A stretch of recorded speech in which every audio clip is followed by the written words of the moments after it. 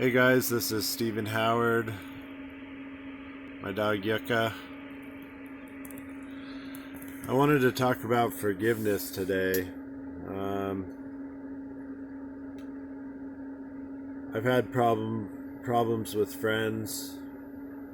I think friends have been the easiest to forgive. Lovers is pretty hard one to forgive.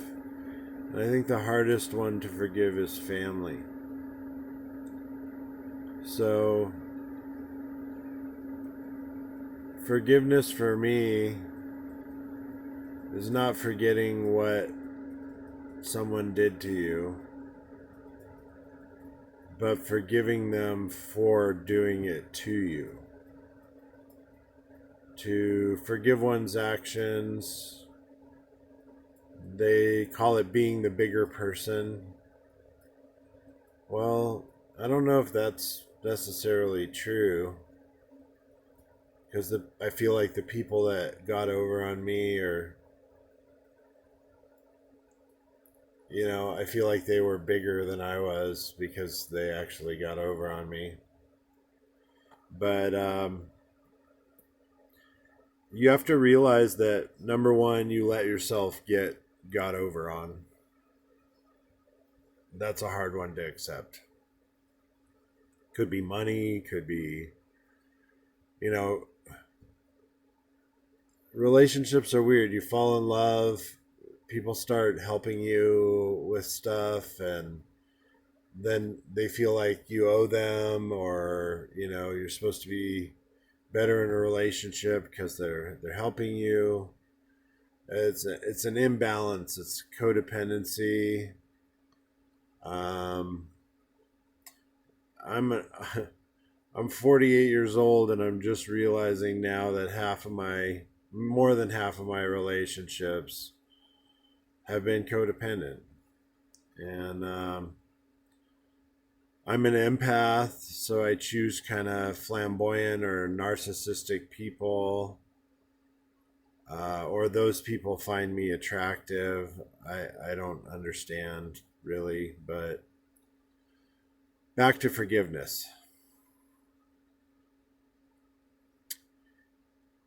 In order to really forgive someone else, you have to forgive yourself. So it's really important that you forgive yourself for being gullible, or for being manipulative, or for being persuasive, or trying to somehow feed yourself by a relationship instead of feeding the other person the love unconditionally that you need to. So it can go the other way. You can be so unconditionally loving that a person ends up walking all over you. And you don't realize until it's too late that you were taken advantage of. And it really hurts. It really hurts. It hurts you, it hurts them. Everybody involved gets hurt. So, I'm friends with some people that I was in relationship with before. Maybe I was arrogant, maybe I was manipulative, maybe I did some things that I was ashamed of, in order to feed myself or feed my ego. Then there's other relationships where I've completely given 110% of myself, just all of myself, to a relationship. And that person turned around and took advantage of that. That really hurts.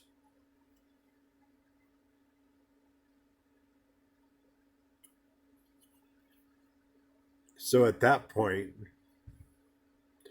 you end up going into other relationships damaged and hurting other people. when you didn't mean to.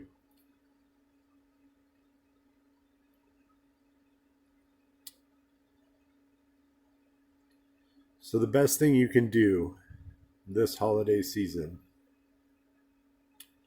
is forgive the people around you. Give them a second chance. If it's a third or fourth chance, it's too late. But you can forgive them. You can forgive yourself for putting yourself in that situation. You can forgive them. You can let it go. You can realize that some things are not meant to be, and as much as you'd like them to be, they're not.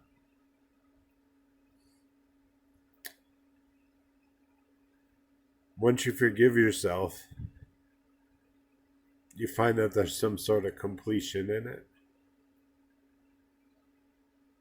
It'll never leave you. You'll remember it the rest of your life. But the completion is there, and you're okay with that. You have to put it to rest now. You have to realize that you have to move on. That things could be better just over the horizon. And maybe at a future date you can go back and actually speak to the person or message the person and give complete forgiveness. It's hard. It might take you years to do that. But carrying around resentment, that's not a good option, because I feel like resentment is like swallowing battery acid. It's going to eat you from the inside out. You're going to carry that chip on your shoulder. You're going to carry resentment around, and when other people trigger you, you're going to let them have it because of the stuff that you've already gone through. And that's not their stuff, that's your stuff. Your battery acid that you swallowed a long time ago with the regret and the regret.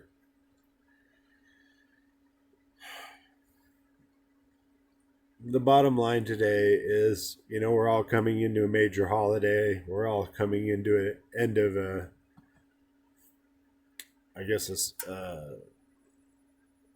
cycle. It's 2020.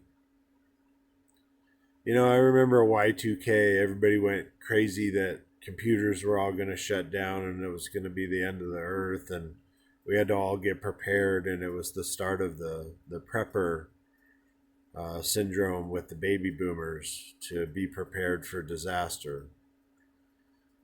2020, they keep telling me, oh, it's going to be the best year of your life, that things are going to happen to you that you don't even realize.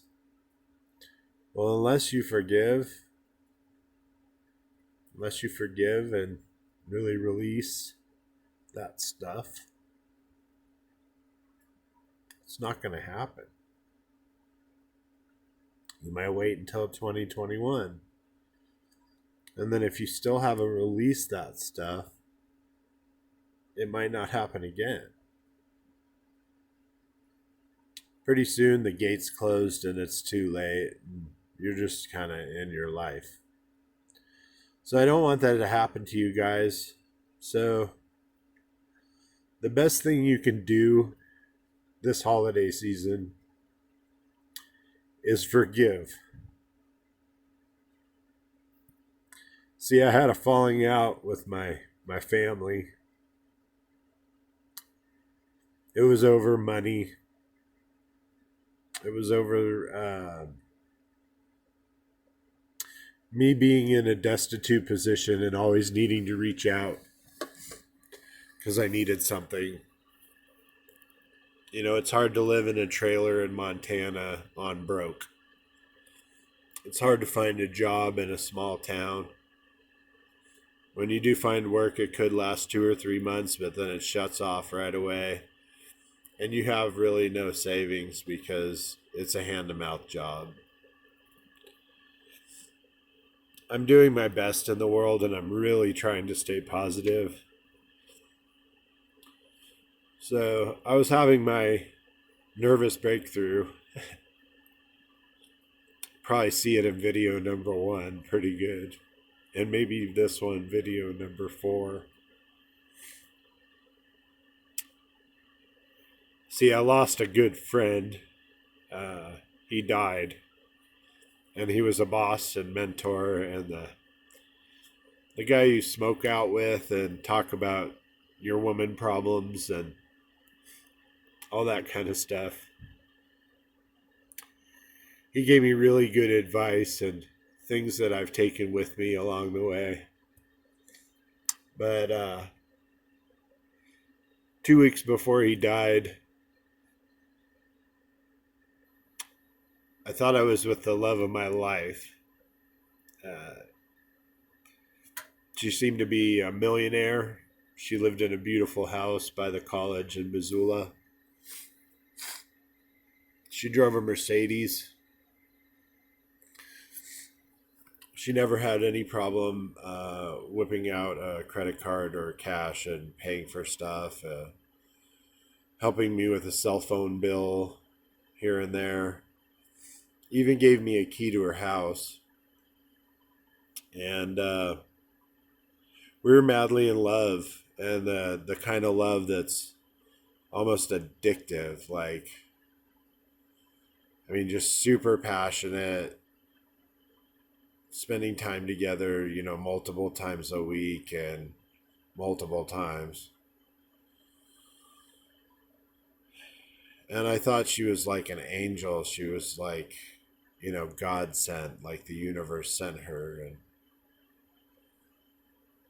I started to confront that and I was like, I know you're my soulmate, you know? I know there's something deep here. And we were together about 5 months, all through the summer, into the fall. And right before Halloween, she came home from a vacation. I had cleaned her house and done a bunch of stuff around the house. And she came home on vacation. I met her all excited. I brought flowers. I brought a breakfast sandwich and some coffee. And I was really excited to see her. When I walked in, the energy just shifted. And I looked at her face, and it wasn't the usual hugging each other and holding each other. I said, "Are you breaking up with me?" She said yes. And I was devastated. I didn't do anything. I just walked out. And it's been really hard to forgive. I don't know if I was a third party or if she was married the whole time and I was just a mistress and I'm stupid. I didn't see the red flags. I don't know if this is all an illusion and there were multiple suitors or something. You can't wake somebody up, if they're asleep and their lifestyle is a certain way. I've had my own problems and I've probably done the same thing to other people, probably devastated other people. I'm so sorry if you're someone that I hurt. I did not mean to.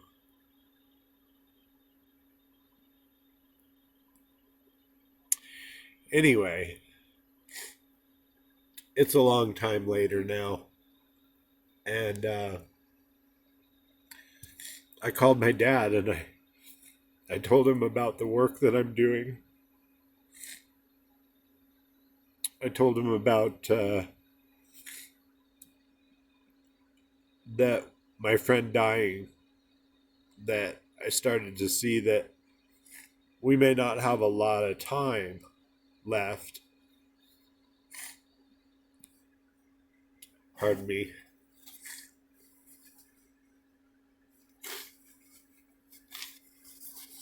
Now, we may not have a lot of time left.